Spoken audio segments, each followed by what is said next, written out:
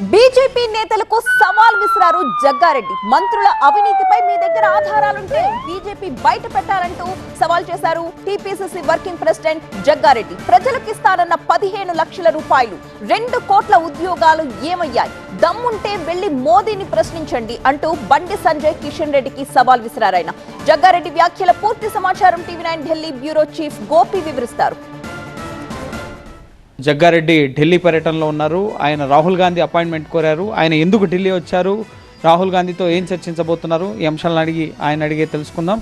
Sir, ఏంటి ఢిల్లీ వచ్చారు, ముఖ్యమంత్రి మంత్రులంతా కూడా వచ్చి ఖర్గేని రాహుల్ని కలిశారు. సో ఇప్పుడు మీరు కూడా వచ్చారు. సో ఏంటి ఏమైనా అంశాలు అధిష్టానం దృష్టికి తీసుకెళ్ళబోతున్నారు, దేనికోసం? నేను రావడానికి కారణం ఏంటంటే నేను 3-4 డేస్ బ్యాక్కే షెడ్యూల్ ఈ రాజ్యసభలో వచ్చింది. ఒకటి, ఇక ఈ 2 రాజ్యసభల విషయంలో అభిప్రాయాన్ని అపాయింట్మెంట్ దొరికితే చెప్పాలి. హనుమంతరావు గారి గురించి, జట్టి కుసుమ్ గారి గురించి. ఒకవేళ ఇదొకటి. అట్లనే కొంత 2017 రాహుల్ గాంధీ గారి సభ సంగారెడ్డికి సంబంధించింది కొంత ఆ రోజు అనేది అదొకటి చెప్పాలని ఒక ఆలోచన ఉంది. ఇప్పటి వరకు జరిగిన కార్పొరేషన్ చైర్మన్లకు సంబంధించింది ముఖ్యమంత్రి గారు కానీ పార్టీ కానీ అది చేసారు. అది బ్యాలెన్స్ లేట్ అయింది. దానికి కారణాలు ఇక లోకల్ బాడీస్ కూడా కొంత కారణాలు ఉన్నాయి. కాబట్టి ఇప్పుడు ఈ ఉగాది లోపల ఆల్రెడీ రెడీ అయి ఉంది కాబట్టి చేసేస్తారు. ఇక అంతా కూడా పార్టీలో పీసీసీ పదవి కాలం 2 ఏళ్ళు 16 నెలలు మహేష్ కుమార్ కూడా అయిపోయింది. మీకు పీసీసీ వచ్చే అవకాశాలు ఏమన్నా? లేదు. అంటే మనం అడగను లేదు, ఆ ప్రయత్నం కూడా చేయడం తప్పవుతుంది. దేని మీద నా దృష్టి లేదు. యాక్చువల్గా ఏ పదవి మీద కానీ దేని మీద కూడా దృష్టి లేదు. మైకుల ముందు పెడితే అవినీతి అంటారు, మైకుల ముందు పెడితే బయట పెడతామంటారు. పెట్టుకో, ఇప్పుడు ఎవడొద్దానండి, నువ్వు పెట్టవు చెప్పుడు అంటే నేనేమంటున్నా అంటే ఎంతసేపు వీళ్ళు వాళ్ళు ఏం చేయాలి, మేము ఇది చేస్తాము అని చెప్పేది కంటే బురదల్లి కార్యక్రమే బీజేపీ పాత్ర అయింది అనేది నా అభిప్రాయం. హామీల గురించి అడుగుతున్నారు. మీరు ఇచ్చిన హామీలు కూడా పూర్తి స్థాయిలో నెరవేరలేదు. నేనేమంటున్నాడు, వాళ్ళ 2 హామీలు.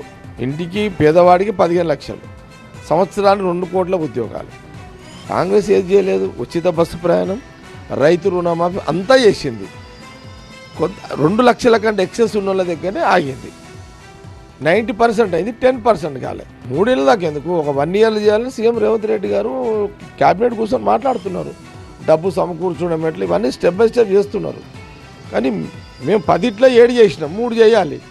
నువ్వు 2 చెప్పి 11 ఏం లేదు. నీ ముఖమేడ పెట్టుకుంటావు. బండి సంజయ్ కానీ కిషన్ రెడ్డి గారు కానీ మీ టీం అంతా ఎక్కడ పెట్టుకుంటారు? మీ 8 మంది ఎంపీలు ఏం చెప్తారు దీనికి?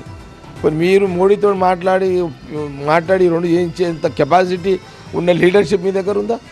మీకు ఆ క్వాలిటీస్ ఉన్నాయా?